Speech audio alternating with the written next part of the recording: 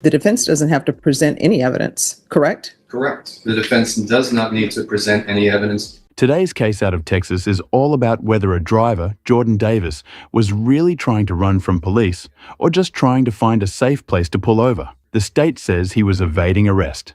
The defense says he was being cautious and following the driver's handbook. The judge will have to decide, was this evading or just common sense? And just like that, the stage is set. One simple traffic stop, one huge legal question.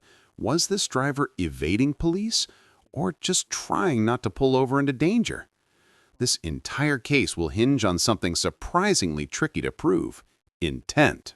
Driving. Court is calling 2024 CR 5244, State of Texas versus Jordan Davis. Can I have parties announced for the record for the state?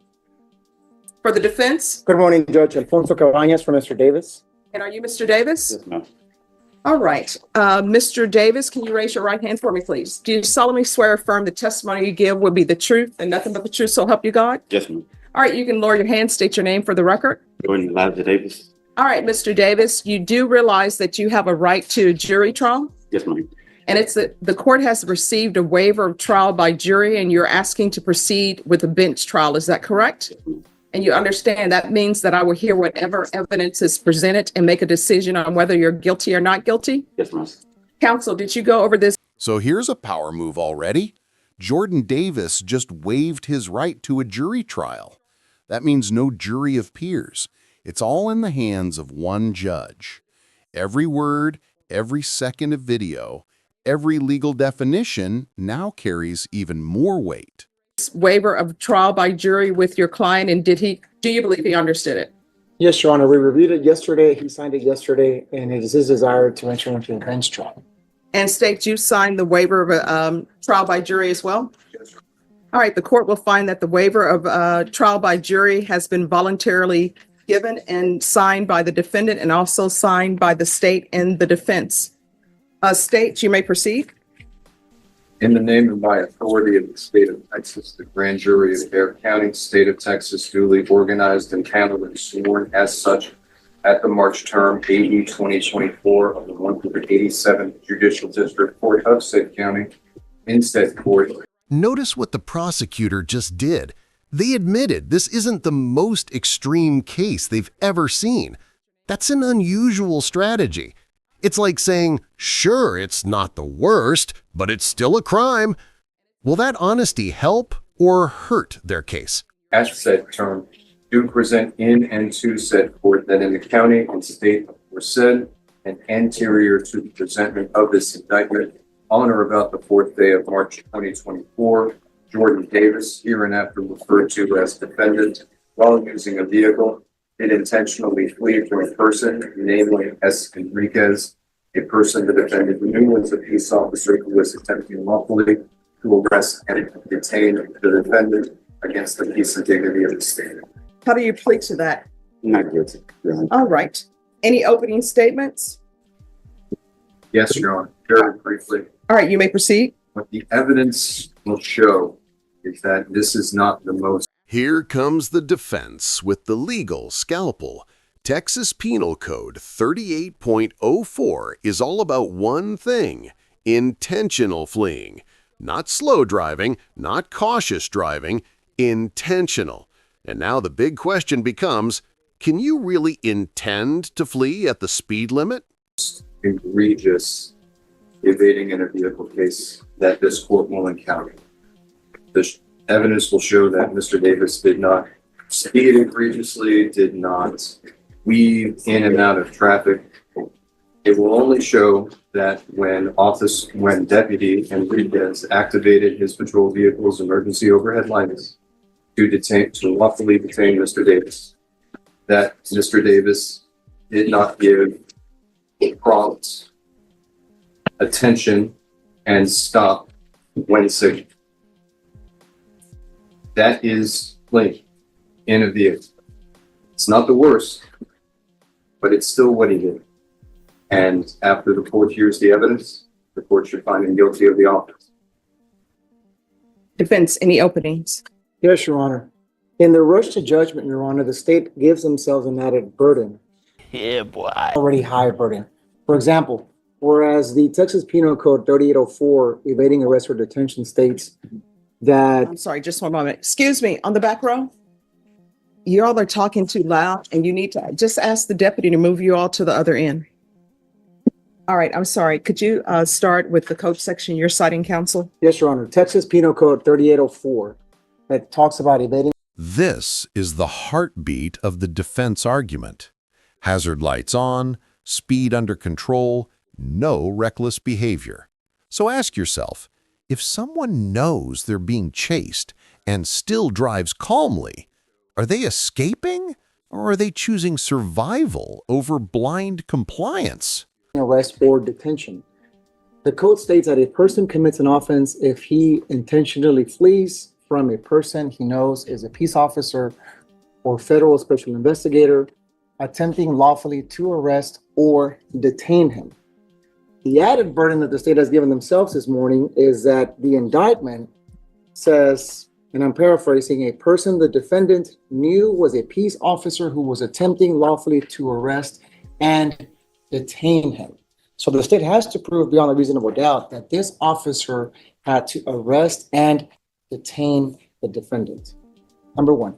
Number two, Your Honor, you'll see from the video that at no point in time was Mr. Jordan Davis doing anything remotely coming close to evading arrest or detention.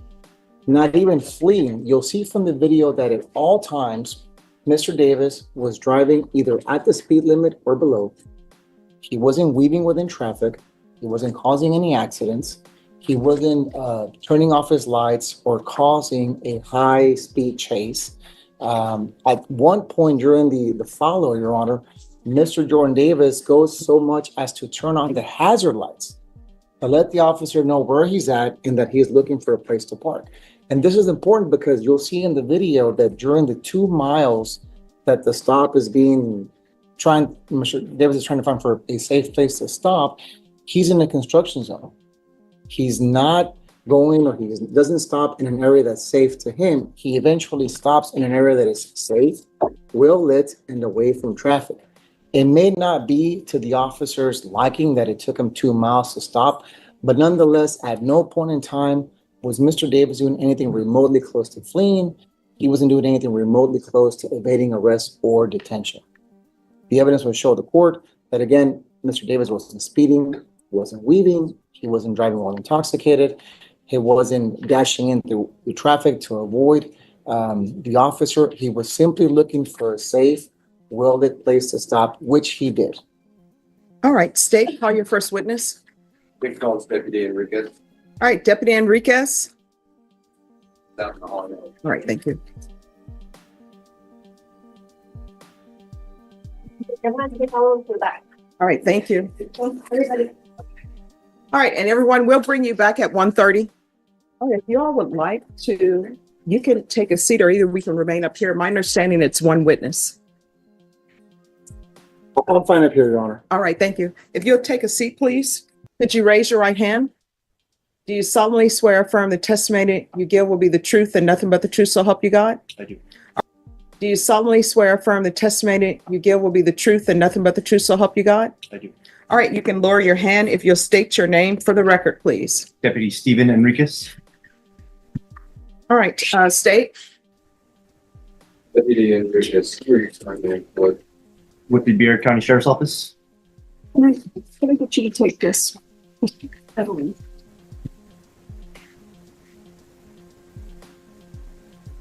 And Cindy, do you need a microphone for the? All right, thank you. Judge, my client. Oh, you talking to police. No, he won't come Okay. All right.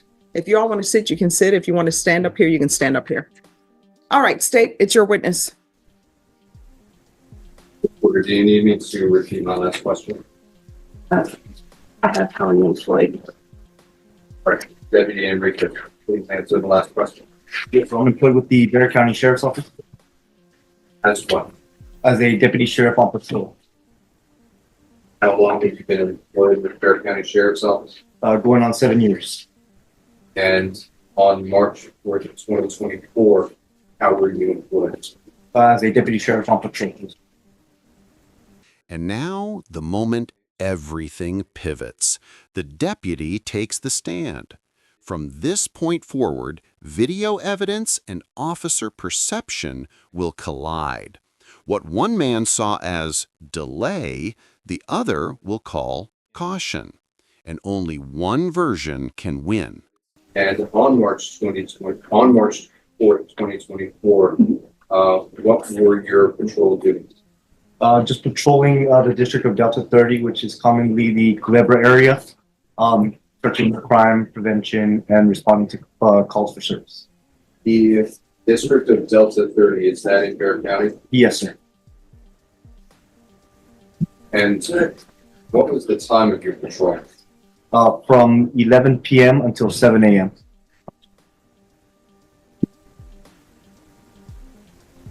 And at approximately 0:35 hours, 35 minutes after midnight, did you see a vehicle that caught your attention? Yes, sir. What vehicle was that? If you recall. Don't recall right now, but I do have the report here if I can refer back to that. Please do. Judge, I would ask the witness be instructed to refresh his memory from the report, not read verbatim. All right, officer, you're allowed to refresh your memory from the report, but do not read directly from it. It was a red four-door vehicle.